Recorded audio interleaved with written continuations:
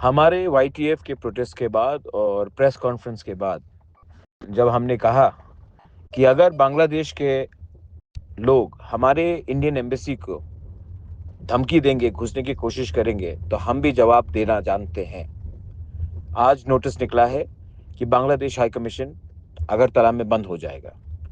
मैं वाईटीएफ के और त्रिपुरा के लोगों को बोलना चाहता हूँ, हम लोग छोटा राज्य हो सकते हैं, लेकिन अगर हम लोग एक हो जाएंगे ना पॉलिटिक्स से बड़ा बनकर, तो हमें कोई रोक नहीं सकता। आज हमने बांग्लादेश हाई कमीशन को बंद किया और हम आने वाले दिन में ये ऑफिस को खुलने नहीं देंगे जब तक हमारे माइनॉरिटीज को मारा जाएगा बांग्लादेश में, हमारे लोगों को हमारे देश के खिलाफ गलत चीज बोला जाएगा, हम चुप नहीं बैठेंगे। ये तिपरा मोथा का क्रेडिट नहीं, ये हिंदुस्तान का क्रेडिट है और ये हमारा एकता का क्रेडिट है। इसके लिए मैं कहता हूं, प्रतिवाद प्रतिशोध जो भी करना है बांग्लादेश के खिलाफ कीजिए। हम लोग सबसे पहले इंडियंस हैं।